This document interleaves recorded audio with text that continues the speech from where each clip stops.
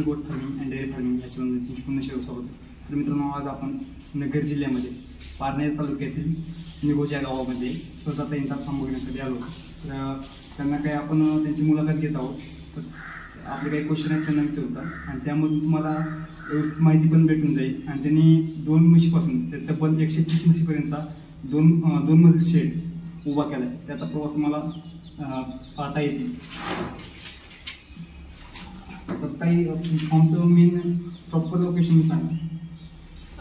श्रद्धा form Nighoj या गावामध्ये आहे, तालुका पारनेर, जिल्हा अहमदनगर. तर असं काही लहानपणी विचारतात प्रॉपर लोकांनी, लहानपणी विचारलं जातं लहान मुलांना, तर मोठं होऊन तुम्हाला काय बनायचं. तर सर्वांचे प्रश्नाचं उत्तर काय राहतं, डॉक्टर, इंजिनियर, वकील असं राहतं. तर तुम्हाला लहानपणी काय असं होत होतं, तुमचं काय स्वप्न होतं? हो, म्हणजे माझं स्वप्न कायम चेंज होत राहायचं की आता मला एअरफोर्समध्ये जायचं आहे, आता मला डॉक्टर व्हायचं आहे, आता मला इंजिनियर व्हायचं आहे, असं चेंज होत राहायचं. पण ज्यावेळी प्रॅक्टिकली म्हणजे प्रत्येकाच्या आयुष्यात ज्यावेळी आपण काम करत असतो, ज्या ज्या वेगवेगळ्या कंडिशन्स येतात त्यानुसार कधी कधी टर्न व्हावं लागतं. आणि हे सगळं सोडून हे जे होते डॉक्टर, इंजिनियर ह्यासाठी कधी हे सोडून एक वेगळा ऑप्शन माझ्यासमोर होता आणि तोच मी निवडला. म्हणजे प्रॉपरली शेड म्हणजे डेअरी फार्ममध्ये तुम्हाला केव्हा म्हणजे जाण्याचा योग आला आणि तुम्ही केव्हा हे साईट निवडायची? मी 10वी पर्यंत थोडंफार मदत करायची, कारण घरी कधी थोडंफार म्हशी असायच्या, कधी नसायच्या. मग नंतर ज्यावेळेस मी 11वीला गेले त्यानंतर मी म्हणजे तेव्हा जवळपास घरातली सगळीच कामं शिकली होती. अगदी दूध काढण्यापासून डेअरीवरती दूध घालणं, पिकअप चालवणं, टू व्हीलर चालवणं, टू व्हीलरमधून पिकअपमधून डेअरीवरती दूध घालणं. तर हे सगळे कामं मी शिकल्यामुळे खरी जबाबदारी माझ्यावरती 11वीला असतात. आता मुलींना काही बंधन राहतात समाजामध्ये, म्हणजे काहींना मोटरसायकल चालवणे किंवा तुम्ही पिकअप चालवता. तर प्रॉपर शेतीमध्ये तुम्ही डेअरी फार्ममध्ये माहिती आल्या किंवा गोटा व्यवस्थापन आल्या, तर मुलींना काही लिमिटेशन राहतात किंवा लोकांच्या म्हणजे काही कमेंट राहतात. पण ते तुम्हाला काही त्याला प्रेशर लागतं म्हणजे मुलगी आहे काही करू शकणार नाही? मला घरून तरी कधीच कळत नाही,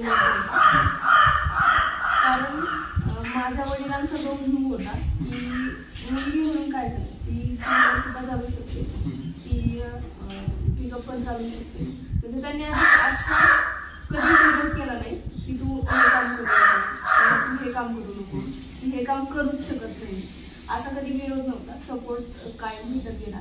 आणि आपण घरच्यांचा सपोर्ट असेल, आपल्याला घरच्यांची गरजच पडत नाही की ते काय म्हणतील. ते म्हणतील तू पिकअप चालू नको आणि मी म्हणेल अरे ते म्हणतात पिकअप चालू नको, मी चालवणार नाही, अजिबात गरज पडत नाही. बिकॉज घरच्यांचा सपोर्ट. आपण चुकीचं तर पिकअप चालवणं म्हणजे चुकीचं नाही आणि चुकीचं काम करत नाहीये तर कोणाला घाबरायची किंवा लाजायची गरज नाही.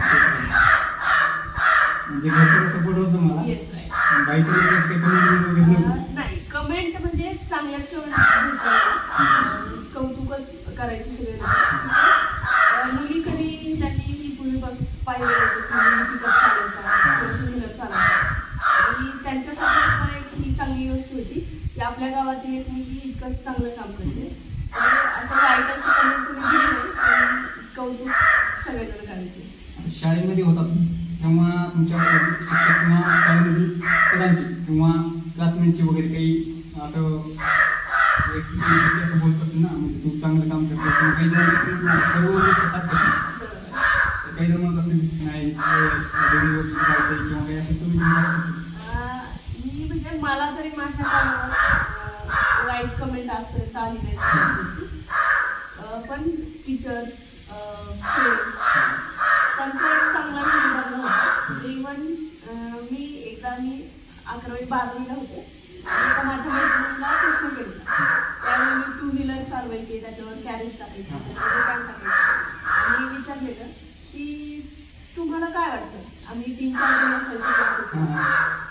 त्यावेळेस मी विचारलेली की तुम्हाला किंवा ते एक विचारलं की तुला काय वाटतं गाडीवर असं दूध वगैरे घालते. त्यावेळेचं तिचं वाक्य होतं की ती म्हणजे आम्हाला तुझा अभिमान वाटतो की तू असं दूध वगैरे घालते. आणि ते अजूनही लक्षात आहे माझ्या. ज्या मैत्रिणी होत्या किंवा मैत्रिणींचे पॅरेंट्स होते ते सुद्धा आवर्जून मैत्रिणींना सांगायचे की बघ तुझी मैत्रीण किती चांगलं काम करते, तू पण कर. त्यामुळे टीचरचा पण सपोर्ट भेटत होता. दूध घालायला मला कधी लेट झालं तर टीचर्स सुद्धा मला समजून घ्यायचे. येस, मोटिवेट करत. म्हणजे शाळा कॉलेज आणि गोटा हे कसं मॅनेज करू? सुरुवातीला ज्यावेळेस 11वी 12वीला होते त्यावेळेस 8 वाजता कॉलेज असायचं, 11वी 12वीचं. तर मी त्यावेळेस जवळपास निम्म्याच्या पेक्षा जास्त जबाबदारी माझी मला दूध काढून मग ते दूध मला डेअरीवरती पोच करायला लागायचं. एक 2 व्हीलरवर कॅरेज, त्याच्यामध्ये 2 कॅन टाकायचे, त्याला पण पीठ लावायचं.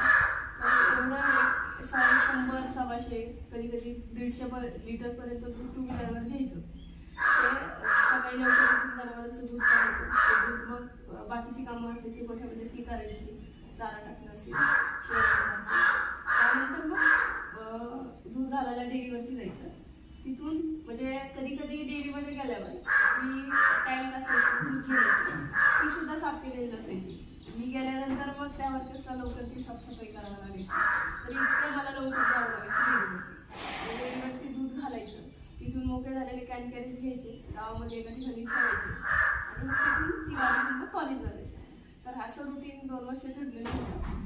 ते केलं. त्यानंतर परत कॉलेजवरून माघारी येताना ते सगळे कॅन कॅरेज मोकळे झालेले घ्यायचे, घरी यायचं, परत जनावरांची चारा काढून सगळं परत दूध काढून परत डेअरीवरती रात्रीचं दूध घालायला जायचं. म्हणजे 7 वाजता 8 वाजता घालायला जावं लागायचं. मग असा 11वी 12वीचा प्रवास होता. त्यानंतर 5 फर्स्ट इयरला त्यावेळी 11:15 वाजता कॉलेज असायचं. त्यावेळी सगळं कधी कधी 8 वाजता प्रॅक्टिकल असायचं. परत हीच सगळी कामं करून मग प्रॅक्टिकलला जायचं. ज्यावेळी प्रॅक्टिकल नसेल 11:15 वाजता कॉलेज असायचं. कधी कधी आम्हाला ऑर्डर असायचं 35 ते 40 किलोमीटरवरून एक गाव आहे. त्यांची ज्यावेळी ऑर्डर येईल त्यावेळी कॉलेजला जाण्याच्या आधी तिथे दूध घालून यायचं. 11 वाजेपर्यंत परत इथं दूध घ्यायचं, इथून आवरायचं, थोडासा नाश्ता करायचा आणि परत कॉलेजला जायचं. तर असं हे शेड्यूल ठरलेलं असतं. आणि म्हणजे खूप अनुभव आहेत की कॉलेज आणि हे सगळं मॅनेज केलं. बिकॉज खूपच माणूस जर फ्री असला काहीच काम नसतं, फक्त अभ्यास असतो ना, तरी सुद्धा अभ्यास होत नाही. ज्यावेळी काहीतरी काम असतं त्यावेळी डोक्यात एक गोष्ट असते की आपल्याला अभ्यास पण करायचा आहे आणि करतो. खूपच फ्री टाइम असेल तर ठीक आहे, आपल्याकडे खूप वेळ आहे म्हणून प्रश्न एवढा मोठा व्यवसाय सुरू करणं म्हणजे सोपी गोष्ट नाही. तर त्यासाठी फायनान्शियल कंडिशन किंवा मी किती 2 वर्षापासून सुरुवात केली, त्यासाठी तुमच्याकडं आर्थिक स्रोत होता की काही बँक लोन किंवा काही फाईल्स वगैरे केल्या? हां, लोन वगैरे तर केलं नाही हे सगळं उभारेपर्यंत, आत्ताच्या ह्या स्टेजपर्यंत. म्हणजे सुरुवातीला 1-2 म्हशी होत्या, त्याच्यातून जो प्रॉफिट राहील त्याच्यातून 3री म्हैस, त्याच्यातून राहील अजून 4थी म्हैस, असं करत करत त्याचाच पैसा त्याच्यामध्येच गुंतवत मग आम्ही हे ग्रो केलंय. बाहेरून असं लोन वगैरे कधी घेतलं नाही. आणि आता जर शेतकऱ्यांना एक सांगण्यासाठी किती म्हशीपासून सुरुवात केली पाहिजे प्रॉफिटली? म्हणजे जर चांगला प्रॉफिट जर राहावं असं वाटत असेल तर 4 ते 5 जनावरांपासून सुरुवात केली तर चांगलंच आहे. कारण त्याच्यातून थोडाफार दिसेल तरी नफा. 1-2 जरी जनावरांपासून सुरुवात करता आली तरी सुद्धा चांगली आहे, कारण त्याच्यामध्ये अजून रिस्क कमी होते. पण जर आपल्याला आयडिया असेल किंवा आपल्याला एक व्ह्यू असतो किंवा आयडिया असते की आपण हे करू शकतो, किंवा पूर्वी केलेलं आहे, आपल्याला इतका काही जास्त प्रॉब्लेम होणार नाही, तर जे शेतकरी आहेत त्यांना तरी काहीच प्रॉब्लेम नाही 4-5 जनावरांपासून किंवा 10 जनावरांपासून सुरू करायला. म्हणजे खूपच नवीन लोकांच्यामध्ये येतं, त्यांनी तरी कमी जनावरांपासून सुरुवात करायला पाहिजे. म्हणजे काही लोक काय करतात सध्याला 10 ते 15 जणांपासून सुरुवात करतात आणि काय अनुभवाच्या गोष्टी येतात, काही जणांना अनुभव नसतो किंवा काही म्हणजे शेती काही माहितीच नसते. आता काही बिझनेसमॅन वगैरे आहेत त्यांनी काय करतात, आपल्याकडं पैसा आहे इकडे मग त्यासाठी व्यवसायामध्ये उतरतात आणि नंतर हे करतात, म्हणजे जास्त म्हशी घेतात आणि अनुभव नसल्यामुळं काय लॉसमध्ये येतात. मग ते करण्यासाठी त्यामुळं एक क्वेश्चन विचारलं. हो, म्हणजे काय होतं, जरी 10-15 जनावरांचा प्लॅन एखादा शेतकरी किंवा शेतकऱ्यांना तरी थोडाफार अनुभव असतो, पण जे खूपच नवीन लोक आहेत त्याच्यामध्ये ज्यांना ह्याच्याबद्दलची खूप कमी आयडिया आहे तर काय होतं 10-15 जनावरं म्हटले, 15 जनावरं म्हटले तर 20 ते 22 लाखांपर्यंतची इन्व्हेस्टमेंट होते वन टाइम. तर मग इतकी इन्व्हेस्टमेंट करून त्याच्यामध्ये रिटर्न्स पण तेवढे आले पाहिजे, शिवाय ते प्रॉपरली उद्या जमलं पण पाहिजे. कारण ते ही अशी गोष्ट नाहीये की ठीक आहे आज तरी प्रॉफिट राहिलं नाही मग उद्या कमवू, किंवा ठीक आहे एखाद्या दिवशी दूध काढायचं राहू द्या उद्या काढू, हे करणं शक्य होत नाही. त्यामुळे हे रोजच्या गोष्टीत रोज ती गोष्ट त्या ठिकाणी झालीच पाहिजे. त्यामुळे ज्यावेळी आपण इतकी मोठी इन्व्हेस्टमेंट करतो त्यावेळी आपल्याला कमीत कमी त्यातल्या थोडे का होईना बारकाव्या माहिती पाहिजे, आणि एकदा सुरू केल्यानंतर मग अनुभव येतातच. पुढला प्रश्न आहे, सुरुवातीला तुम्ही किती म्हशीपासून सुरुवात केली? 1-2 जनावरांपासून सुरुवात केली होती, असंच हळूहळू आणि हळूहळू वाढवली. Yes right. आपण प्रॉपरली लोकल मार्केटमधून म्हशी खरेदी करतात की बाहेर मार्केटमधून खरेदी करतात तर काही तुम्हाला बाहेर अन्न लोकांपासून काही तोटा वगैरे झालाय का? हो, म्हणजे लोकल मार्केटमधून आपल्या मोस्ट म्हशी खरेदी केली जातात. वडील अजूनही म्हशींचा खरेदी विक्रीचा व्यवसायच करतात, ते तो व्यवसायच बघतायत.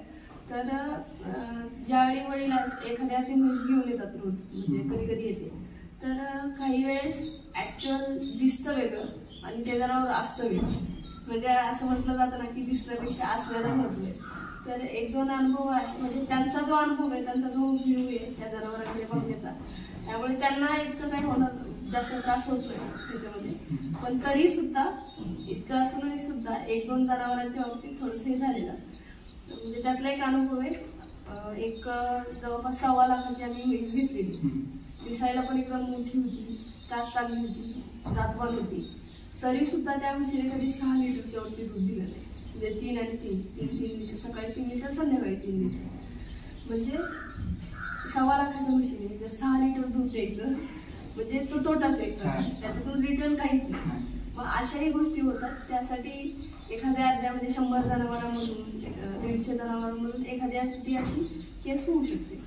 प्रॉपरली आता इथं मार्केट तुम्हाला जवळपास लोकल मार्केटमध्ये जवळपास कोणतं मार्केट? आपल्याला बेल्ला आहे, घोडेगाव आहे, इकडे चाकण आहे. आता सध्याला मार्केटमध्ये वडील जातात का तुम्ही पण जातात? मी शेतकऱ्यांकडे जाते, कधी जर जाण्याची वेळ आली तर. पूर्णपणे म्हणजे वडीलच ह्याचं खरेदी विक्रीचा व्यवसाय बघतात. तर बाहेर राज्यातील तुम्ही आतापर्यंत आणलेले आहेत आपल्याकडे. गुजरातच्या पण काही म्हशी आहेत, हरियाणाच्या पण आहेत. पंजाब जास्त प्रसिद्ध आहे, पंजाबच्या काही नाही, पंजाब गाईसाठी जास्त चालतात. हरियाणा म्हटलं तर म्हशीसाठी, आणि गुजरात, तर गुजरातचा पण आणि हरियाणाच्या पण म्हशी आहेत. फक्त आपल्याकडे मुराचा आहे ना, मुरांच्या नाही, मुरा पण आहे, जाफराबादी पण आहे, फ्रिसन आहे, सुरती आहे. जवळपास सगळ्याच ब्रीड तुम्हाला बघायला. जर्सी वगैरे नाही? नाही, जर्सी मध्ये संकरित जनावर नाही आपल्याकडे. आपण पशुपालना संदर्भात काही ऑफिशियल नॉलेज आहे का तुम्हाला, म्हणजे वेटरनरी डिप्लोमा वगैरे किंवा डिग्री वगैरे केली? नाही, माझं MSc फिजिक्स झालंय. मी जे काही नॉलेज घेते ते प्रॅक्टिकली आणि मी अभ्यास करू शकते. मला गुगल वापरता येतं, त्यामुळे पुस्तकं आहेत माझ्याकडे त्या बाबतीत पशुपालनाचे. तर मी हा डेटा, माझा भाऊ वेटरनरी सायन्स आहे, वेगवेगळ्या डॉक्टरांसोबत बोलून वेगवेगळे ज्याने प्रोफेसर्स असतात, तर मी या संबंधीचा काही अडचण जरी आली तर त्यांच्याकडून डेटा गॅदर करत असते. आणि ऑफिशियली म्हणजे जसं माझं शिक्षण घेतलं नाहीये तरी सुद्धा त्यातलं मी अजून जास्त नॉलेज घेण्याचा प्रयत्न करते बाहेर. शून्यापासून तुम्ही अनुभवाच्या गोष्टीवरचे उपाय केली? Yes right. जेव्हा फार्म वाढायला लागले तेव्हा फार्म वाढायला लागल्यानंतर गोटा नाही तेव्हा तुम्ही आम्हाला म्हशी वाढल्या आणि नंतर गोटा म्हशी वाढल्यानंतर तुम्हाला तेव्हा काय अडचण आहे म्हशी वाढल्यानंतर कसं हँडल? सुरुवातीला जवळपास 25 ते 30 जनावर होईपर्यंत स्वतः सगळ्यांनी घरी काम केलं. त्याच्यामध्ये मी, माझा भाऊ, आई आणि वडील आणि चौघं काम करायचो. वडील दूध वगैरे काढायला मदत करायचे आणि बाकीचं मग आम्ही दूध, मी, माझा भाऊ आणि माझी आई, आम्ही तिघं चारा पाणी असेल, दूध काढणं असेल, मग बाकीच्या सगळ्या गोष्टी बघायचो. तर सुरुवातीला सगळं स्वतः काम केलं. त्यावेळी अगदीच सुरुवातीला ज्यावेळी कमी जनावर होती त्यावेळी स्वतः चारा घेऊन यायचो आपल्या शेतातून, शेती सुद्धा स्वतः करायचो. पण नंतर जनावर वाढल्यानंतर आम्हाला शेतीतून स्वतः चारा घेऊन येणं शक्य नव्हतं, म्हणून आम्ही आमची पूर्णपणे शेती खंडाने देऊन टाकली, चारा विकत घ्यायला सुरुवात केली. आणि ज्यावेळी 30च्या वरती जनावरं जायला लागली मग एक वर्कर आम्ही ठेवायला सुरुवात केली. म्हणजे कधी कधी असं सुद्धा झालंय की 80 जनावर आहेत आणि उद्या 1 वर्षाचीच गोष्ट आहे, सव्वा वर्षाची, की माझा साखरपुडा आहे दुसऱ्या दिवशी आणि आदल्या दिवशी 80 म्हशी आणि एक सुद्धा वर्कर नाही. त्यावेळी सुद्धा अगदी 2 वाजता उठून आम्ही सगळ्या गोष्टी मॅनेज केल्या. कधी कधी 40 म्हशी असायच्या, एकही वर्कर नसायचा, अचानक जायचे, एखादा सण आलाय वर्कर जायचे. त्यावेळी आम्ही सगळे घरातले सगळ्यांना प्रत्येक गोष्ट म्हणजे अगदी शेण टाकण्यापासून दूध काढण्यापर्यंत, डेअरीवरती दूध पोचवण्यापर्यंत सगळी कामं येत असल्यामुळे मग आम्हाला तात्पुरता थोडासा त्रास व्हायचा.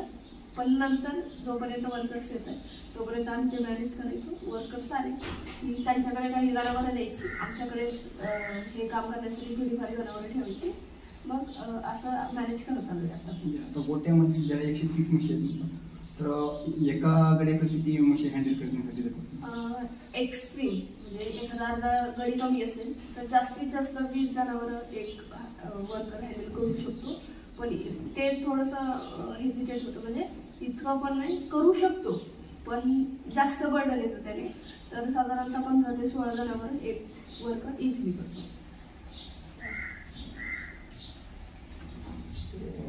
असं तुमच्या गोट्यामध्ये प्रॉपरली टाइम टेबल आहे? हो, शेड्यूल आहे रोजचं.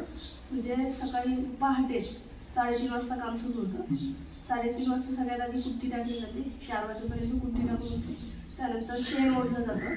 जर खूप लेट झालं नाही, 10-15 मिनिटं जर लेट झालं तर शेण दूध काढल्यानंतर टाकलं जातं. किंवा जर वेळ असेल आधी 20 मिनिटच काम असतं शेण टाकायचं, तर त्या कुट्टी टाकून झाली की शेण टाकलं जातं, शेण ओढून मग ते टाकलं जातं. त्यानंतर दूध काढायला बसतात. दूध काढण्याच्या वेळी लगेच जनावरांसमोर आंबोळ टाकलं जातं. मग जेणेकरून थोडा राहिलेला थोडाफार जरी कुट्टी उरलेली असेल तर ते सुद्धा जनावरं खाऊन घेतात. आणि एकदा दूध काढून झालं जवळपास 6 ते 6:30 वाजतात दूध व्हायला सगळं काढून व्हायला. मग दूध काढून झालं की ते डेअरीवरती जातं आणि मग बाकीची म्हशींची कामं, कोठा धुणं असेल, म्हशींना पाणी पाजणं असेल, म्हशींना साफ करणं असेल, त्याच्यानंतर परत पडलेलं शेण असतं ते परत टाकणं. तर ही कामं एक 8-9 वाजेपर्यंत सगळे उरकतात. एक्स्ट्रीम 10 वाजेपर्यंत कुट्टी केली जाते त्यानंतर. आणि मग जनावरांना 9-10 वाजताच आराम करायला सोडून दिलं जातं. त्या वणीमध्येच पाण्याची सोय केलेली आहे. दिवसभर आपल्याला गवणीमध्ये पाणी घेऊन जातं. सकाळी एकदा आणि संध्याकाळी चारा टाकला जातो. म्हणजे पहाटे 3:30 वाजता काम जे सुरू झालेलं आहे ते परत सेम तेच शेड्यूल, सकाळचं शेड्यूल परत संध्याकाळी लागू होतं. दुपारी 3:30 वाजता परत कुट्टी टाकणं, परत दूध काढणं, आंबवण टाकणं, शेण टाकणं, मग ती कामं त्या शेड्यूलने परत सुरू राहतात. फक्त संध्याकाळच्या जनावरांना धुतलं जात नाही, इतकाच फक्त फरक आहे. दिवसातून 2 टाइम चारा? हो, 2 टाइम चारा, 2 टाइम दूध काढणं, 2 वेळेस डेअरीमध्ये जातात. आता प्रॉपरली म्हणजे कसं ह्या भागात नाही तर जनावरांना आजार होतात, म्हणजे संसर्गजन्य आजार म्हणजे असेल किंवा कोणतेही आजार असेल, HSV किंवा फरेला कोणतेही आजार होतात, त्या टायमात तुम्ही कोणती वॅक्सिनेशन करून घेता? व्हॅक्सिनेशन आपलं असतं, म्हणजे आजाराचं जे संसर्गजन्य रोग आतापर्यंत तरी आम्हाला काही प्रॉब्लेम आलेला नाही गोठ्यामध्ये अशा रोगांचा. माझा भाऊ त्याचं पण व्हेटरनरी सायन्स झालेलं आहे, त्यामुळं तोही बऱ्यापैकी आपल्या फार्मवर सगळ्या जनावरांचे आजार लसीकरणचं बघतो. शिवाय जे आपलं सरकारी दवाखाना आहे ते सुद्धा वेळोवेळी ते फार्मवर घेऊन लसीकरण करून घेतो. म्हणजे लसीकरण, गोचीड किंवा उवा यांचं मॅनेजमेंट केलेलं असतं. त्यामुळे वेळोवेळी हे वॅक्सिनेशन करून घेत असल्यामुळे तुम्हाला प्रॉब्लेम येत नाही.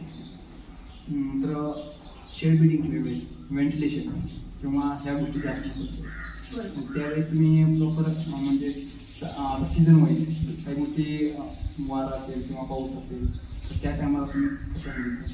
आता आपल्या गोष्टीचं स्ट्रक्चरच असं आहे की आपण आता सुद्धा बसलोय तर एवढा ऊन झालंय दुपारचं तरी सुद्धा आपण इतक्या चांगल्या पद्धतीने इथे बसू शकतोय. आपण गोठ्यामध्येच बसलोय तर आपल्याला इतकं चांगलं वाटतंय. म्हणजे आता सुद्धा आपल्याला हवा लागते थोडी थोडी. तर आपल्याला इथं चांगलं वाटतंय. जर आपण उन्हात गेलो तर आपल्याला खूप गरम होतं, इथं आल्यानंतर एकदम थंड वाटतं. तर जनावरांसाठी सुद्धा हे खूप चांगलं आहे की इतक्या उन्हामध्ये इतकं चांगलं पोषक वातावरण आपल्याला भेटते. किंवा पावसाळा असो किंवा हिवाळा असो किंवा उन्हाळा असो. आता उन्हाळ्यामध्ये कडक ऊन आहे, ह्याच्यामध्ये थंडावा राहते. ज्यावेळी कडक हिवाळा असतो ते पण मानवत नाही म्हशींना. कडक हिवाळाही मानवत नाही आणि कडक उन्हाळाही मानवत नाही. जरी म्हशींना थंडगारपणा जरी आवडत असला तरी जी कडाक्याची थंडी असते म्हणजे एक गुलाबी थंडी असते, एक कडाक्याची थंडी असते. ती कडाक्याची थंडी सुद्धा म्हणजे आम्ही सुद्धा एक्सपिरियन्स येतो आम्हाला की ती कडाक्याची थंडी मानवत नाही. म्हणजे जनावरांची जास्त एनर्जी खर्च होते याच्यापासून रक्षण करण्यासाठी, दुधाचं प्रोडक्शन कमी होऊ शकतं. पण ह्या स्लॅबमुळे एकतर उन्हाळ्यात सुद्धा जास्त गरम होत नाही वातावरण, शिवाय जनावरांना वेळोवेळी धुतलं जातं, थंड वातावरण द्यायला प्रयत्न दिला जातो. हिवाळ्यात सुद्धा स्लॅबमध्ये उबदार वातावरण, म्हणजे ज्यावेळी आम्ही बाहेरून गोठ्यामध्ये एंटर करतो हिवाळ्यात तर बरं वाटतं जरा, कारण एवढं उबदार वातावरण तयार झालेलं असतं गोठ्यामध्ये. तर शिवाय पावसाळा वगैरे असेल, मजुरांची मानसिकता लक्षात घेता, स्वतःची मानसिकता लक्षात घेता सगळं चाऱ्यासाठी व्यवस्थित जागा केलेली आहे. जेणेकरून पाऊस असो किंवा काहीही असो, चाऱ्यासाठी ती रिस्पेक्टिव्ह जागा आहे जिथं आपल्याला काहीच त्रास होत नाही. तर सगळ्या गोष्टी जिथल्या तिथं असल्यामुळे प्रत्येक सीझनला इझिली काम करता येतं. त्या दिवसातून म्हणजे कसं काही जण म्हणतात पूर्व पश्चिम शेडचे हे पाहिजे, म्हणजे मेन मंत्र पशुसंवर्धनाच्या ह्याच्यातून पूर्व पश्चिम शेडचे हे गोटा बांधला पाहिजे. तुमचा आता कोणता? हो, पूर्व पश्चिम म्हणजे असं जर आपण बघितलं आडवा तर आपला पूर्व पश्चिम इकडून दक्षिणोत्तर. दक्षिणोत्तर का हवाय म्हणजे जो उभे जे हे आहे गोठा तर तो दक्षिणोत्तर असायला हवा. आता आपण बसलोय, हवा इकडून येते बरोबर, ती इकडून आल्यानंतर इकडून पास होणार. ज्यावेळी हाच गोठा असा आडवा असल्याऐवजी उभा असता तर ते व्हेंटिलेशन राहणं शक्य झालं नसतं. आता बघा किती हवा आली तर ही इथून पास होणार, म्हणजे व्हेंटिलेशन राहायला मदत होईल. म्हणजे आपल्या ह्याच्यामध्ये एरियामध्ये किंवा आपल्या भागामध्ये जी हवेची जी दिशा आहे ती एकतर पूर्व पश्चिमी किंवा पश्चिम ते पूर्व, तर ती जी वाऱ्याची दिशा आहे त्यानुसार गोठ्याचं बांधकाम व्हायला हवं. आणि आमचं सुद्धा तसंच बांधकाम दक्षिणोत्तर, आडवं जे दक्षिणोत्तर आहे. शिवाय अशी जी आहे हो अशी पूर्व पश्चिमी, जेणेकरून पूर्वेचं ऊन सुद्धा गोठ्यात येतं आणि पश्चिमेकडून ज्यावेळी सूर्य मावळतो त्यावेळी सुद्धा ऊन गोठ्यात येतं. जेणेकरून एक तर ते कोवळं ऊन असतं आणि दुसरी गोष्ट जम्स मारायला किंवा मग स्वच्छता व्हायला लवकर गोठा कोरडा व्हायला मदत होते. नवजात वास ते गोष्ट म्हशी पालनामध्ये 75% वास फक्त जंत वगैरे म्हणतात. तर तुम्ही त्यावेळेस नवजात वासराची एक तर जे म्हैस खाली ज्यावेळी होते तेव्हापासूनच त्या वासराची काळजी घेतली जाते. म्हणजे कोलेस्ट्रॉल म्हणजे जो चीक आहे सुरुवातीचा तो सुद्धा वासराला पुरेपूर गेला पाहिजे. एखादा त्या म्हशीसमोर त्या वासराला चाटायला ठेवलं, जर नाळा फुटली नसेल तर नाळ कापणं, वेळोवेळी डिवॉर्मिंग करणं, त्यानंतर पुढे गेल्यानंतर व्यवस्थित चारा पाणी करणं, व्हॅक्सिनेशन करणं किंवा गोची वगैरे काही झाली तर त्याचं निर्मूलन करणं. शक्यतो असे गोची वगैरे होत नाही पण एखाद्या जनावरांना झालीच तर त्याचं निर्मूलन करणं. तर अगदी ज्या दिवसापासून हे छोटं वासरू किंवा रेड खाली होतं किंवा जन्माला येतं तेव्हापासून याची काळजी घेतली पाहिजे. त्याच्या अगोदर काही गाभण काळामध्ये मी म्हशीला काही कॅल्शियम वगैरे किंवा खुराकामध्ये काही खुराक आम्ही लिमिटेडच देतो, खूप जास्त देत नाही. कारण एकतर त्यांना म्हशींची खरेदी विक्री चालू असते. कधी कधी जास्त पुष्कळ केल्यामुळे हार्मोनल इम्बॅलन्स होऊ शकतो किंवा कास इकडे तिकडे हे होते, जास्त कास सुटते. तर ह्यासाठी प्रमाणातच आम्ही जनावरांना खुराक देतो. साधारणतः जास्तीत जास्त 1 किलोपर्यंत खुराक देतो ज्यावेळी जनावर गाभण असतात. चारा मात्र पोटभर आणि म्हणजे पौष्टिक आहार दिला जातो जनावरांना. आता एखाद्या वेळेस काही अडचण असतो किंवा वासरू जर दगावलं तर त्या टायमाला म्हशीच्या दुधावर काय परिणाम होतो? हां, जर वासरू दगावलं ती जर थोडीफार शांत म्हैस असेल तर ती हातामध्ये ते इझिली दूध काढून देऊ शकते. जर नाहीच तिने दूध काढूनच दिलं नाही, कारण म्हैस खूप खट्याळ प्राणी, इतकं इझिली त्यांच्या खूप सवयी हे असतात खूप डायनेमिक आहे, प्रत्येक म्हशीला वेगवेगळी सवय असते. तर असा एखादा प्रसंग आलाच तर आपण ते दूध जर काढलं गेलं नाही तर मग ते हळूहळू आटत जातं, ते दूध कमी होतं. होतं एखादी म्हैस लवकर खाली होती, तिच्या लाथा खाव्या लागतात, दूध काढ खाणार, खूप जास्त वेळ मग तिला पांघरून बसायला, म्हणजे जर वासराने जर पांघरलं तर अगदी 30 सेकंदात किंवा 1 मिनिटात म्हैस पांघरतो. पण ज्यावेळी आपण स्वतः बसतो, एक तर म्हशीच्या लाथा खायच्या, दुसऱ्या गोष्ट कधी कधी 10-15 मिनिटं बसून मग तिला हळूहळू पांघरायची सवय लावायची, मग ती पांघरवणार, परत इतक्या लेट पांघरल्यानंतर दूध पण कमी देणार, तर असे प्रॉब्लेम्स होतात. दूध कमी दिल्यामुळे एखादी वेळेस कासाचा वगैरे आजार होतो, होऊ शकतो. कासेचा दूध कमी दिल्याने कासेचा आजार होत नाही, त्या कासेमध्ये जर दूध राहिलं तर मग होतो.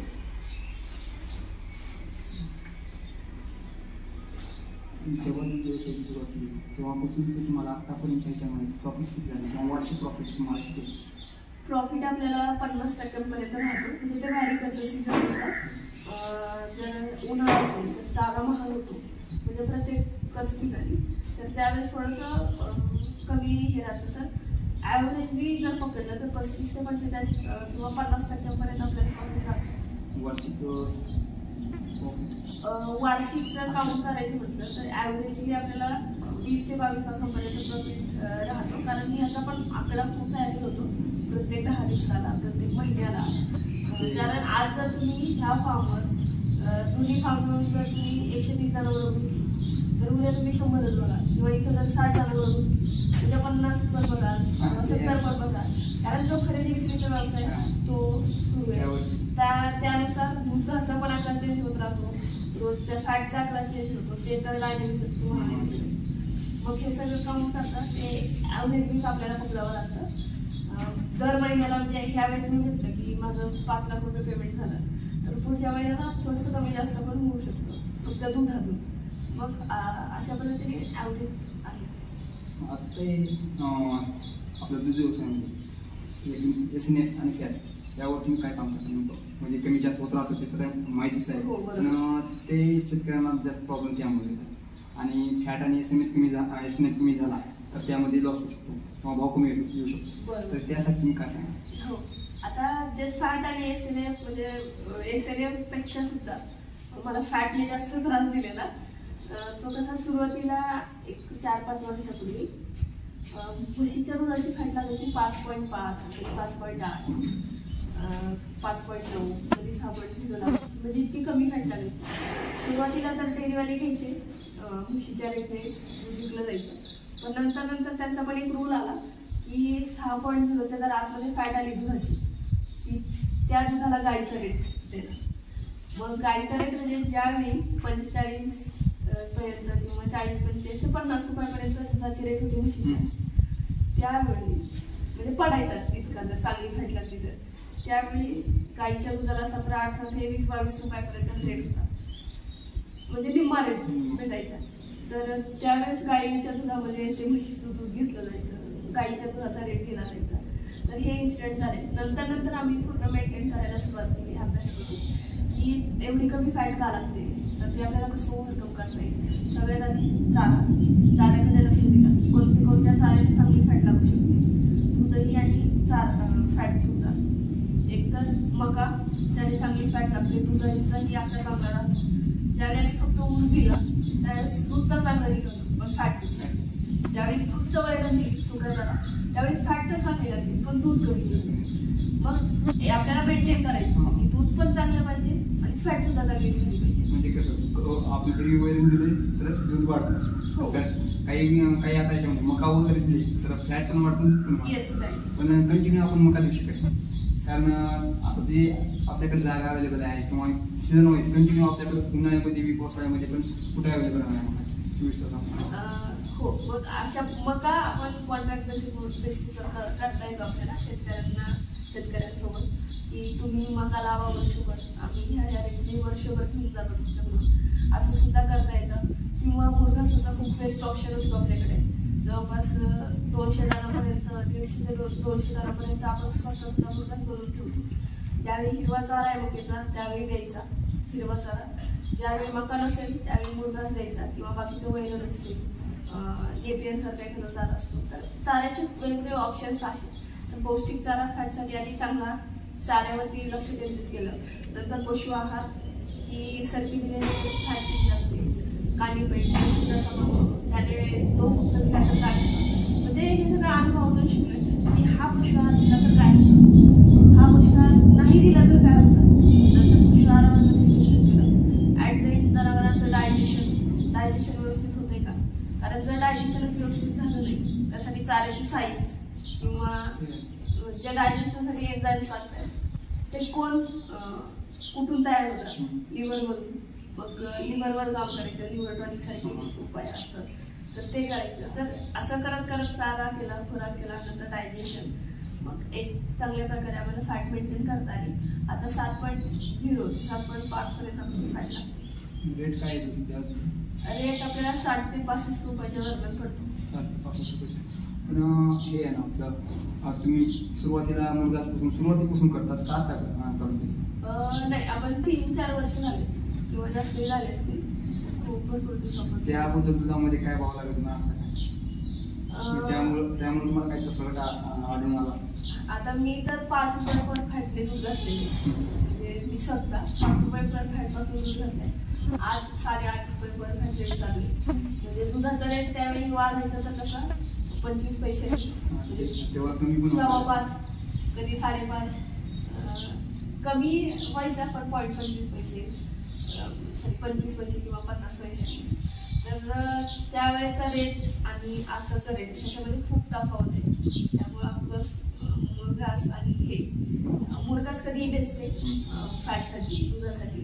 आणि वर्षभर जरी आपण जनावरांना मुरघास दिला तर चांगलाच आहे, पण तो चांगल्या साईजचा असायला पाहिजे.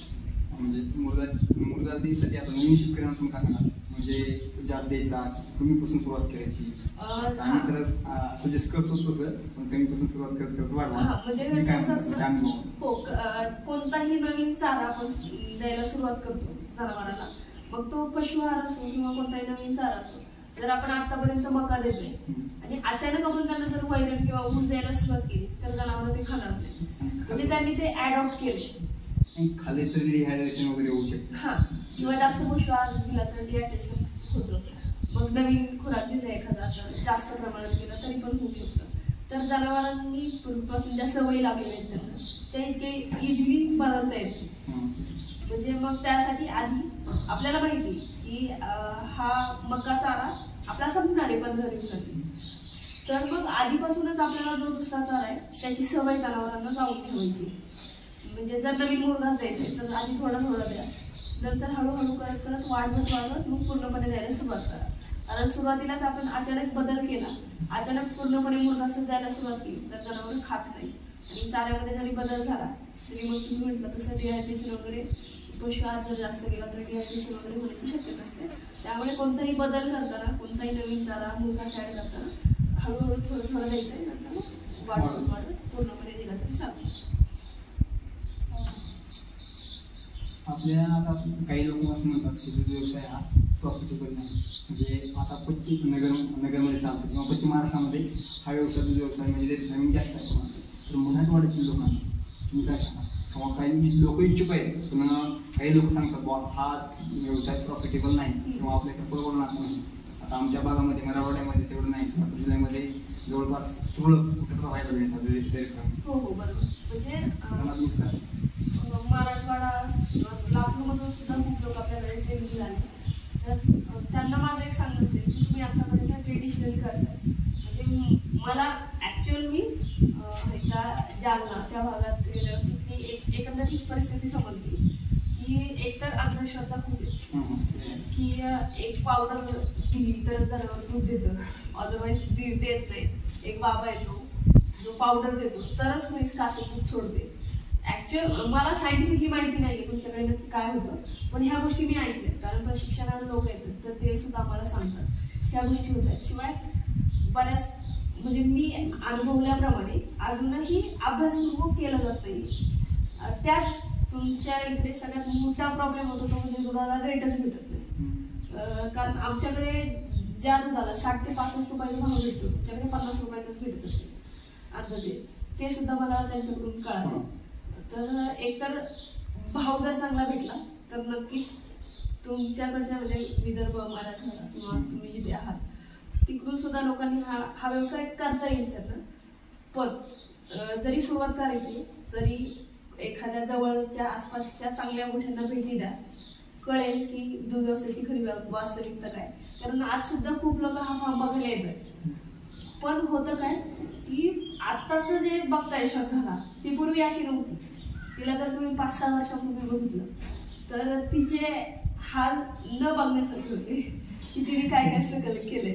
त्यामुळे खरी वास्तविकता काय जितकं आपल्याला दिसतंय तितकं सोपं पण नाहीये. पण जर आपल्याकडे इच्छाशक्ती असेल तर आपण नक्कीच करू शकतो. कारण अनेक व्यावसायिकांनी केले. तर कोणीही म्हणजे शेतकरी जरी असतील तुमच्या भागातले तर त्यांनी अभ्यास करावा ह्या गोष्टींचा. एखाद्या म्हणजे चांगल्या मोठ्यांना भेटी द्याव्या ज्या की सक्सेसफुल मोठ्या आहेत, जे अनसक्सेसफुल आहेत त्यांना सुद्धा भेटी द्याव्या, जेणेकरून कळेल की ह्यांचं काय चुकलं. तर आपल्याला ज्यांचं चुकलंय तर आपल्याला त्याच्यावर ऑप्शन आहे का किंवा आपल्याला कशा प्रकारे सोल्युशन काढता येईल. तर अशा प्रकारे जर अभ्यासपूर्वक आपण केलं, सर्व खर्चाचा जर ताळेबंद ठेवला तर नक्कीच सगळ्यांना करता येईल. आणि इकडच्या भागामध्ये नगर किंवा पश्चिम महाराष्ट्रात दूध खूप चांगल्या प्रकारे दुधाने म्हणजे दुधावरती खूप घरं चालतात, त्यांचा मुख्य व्यवसाय बनतात. आणि तुमच्याकडे सुद्धा अशा प्रकारे जर व्यवसाय झाला तर कधीही बेस्ट आहे. त्यासाठी म्हणजे काही मदत लागली लातूर भागात किंवा तुमच्या भागात की आम्हाला ही माहिती पाहिजे, नक्की सगळे जे शेतकरी किंवा जे व्हिडिओ बघतात त्यांनी आवर्जून कॉल करा. तुम्ही हवं तर त्यांना नंबर पण द्या किंवा तुमच्या भागातले जे लोक आहेत त्यांना फॉर्म बघायला पाठवा किंवा प्रशिक्षण आपण घेतो प्रशिक्षणासाठी पाठवा, जेणेकरून कळेल की नक्की वास्तविकता काय आहे. आणि अभ्यासपूर्वक आपण करतोय खरं, पण आपण काय काय चुका करतोय. आपण जरी चुका करत नसलो तर आपण ऍडिशनल काय करायला पाहिजे जेणेकरून उत्पादन वाढलं की उत्पन्न वाढेल. तर ह्या सगळ्या गोष्टी व्हायला हव्यात. नक्कीच एकदा असा अभ्यास केला किंवा अभ्यासपूर्वक व्यवसाय सुरू केला तर तुमच्या भागात सुद्धा शक्य आहे. आणि नक्कीच सुरुवात झाली त्याला, बिकॉज तिकडून खूप लोक येत आहेत बघायला. आज तुम्ही सुद्धा इथपर्यंत आला, यापूर्वी सुद्धा प्रशिक्षणासाठी अनेक लोक आले भेटी द्यायला, इथे गोठा बघायला आले. शिवाय नवीन तुमच्याकडे डेअरी पण सुरू होत आहे. तर सुरुवात झाली तुमच्याकडे सुद्धा. आणि ज्या भागात थोडंही दूध नाही तिथून दूध यायला सुरू होईल. नक्कीच अजूनही पूर्ण महाराष्ट्राच्या दुधात भर पडेल. कारण तोच एक थोडासा मागे दुधाच्या बाबतीत मागे राहिलेला भाग होता, तोही आता दुधात क्रांती करायला सुरुवात झाली आणि ही खूप चांगली गोष्ट आहे. आता म्हणजे यापासून तुम्ही काही दुधाचे पदार्थ वगैरे किंवा काही करण्याचा पुढच्या प्लॅनिंग काय आहे का? हो, म्हणजे मी जसं सुरुवातीला सांगितलं व्हिडिओच्या की आम्ही पूर्ण फोकस या व्यवसायाकडे केला, दूध व्यवसायाकडे, जनावरांकडे. आम्ही शेती सुद्धा करायची सोडून दिली, ती आम्ही खंडाळी द्यायला लागलो, म्हणजे दुसऱ्यांना द्यायला लागलो करायला. तर बाय प्रोडक्ट्स बनवणं आणि हा जनावर सांभाळणं हे ऍक्च्युअल वेगवेगळे बिझनेस आहे. बाय प्रोडक्टचा एक वेगळा बिझनेस आहे, हा वेगळा बिझनेस आहे. त्यामुळे सुरुवातीला पूर्ण फोकस हे आता जवळपास ॲटोमेटेड मोडला आहे. म्हणजे मॅनेजमेंट फक्त इकडे आम्ही करतोय आणि बरेचसे अनुभव आले. बाय प्रोडक्ट्सकडे हे सेट असल्यामुळे आम्ही बाय प्रोडक्ट्समध्ये जाण्याचा विचारात आहोत. सुरुवातीला सगळ्यात आधी आम्ही तूप बाजारामध्ये आणतोय, तुपानंतर मग बाकीचे बाय प्रोडक्ट्स आम्ही मार्केटमध्ये आणणार आहोत.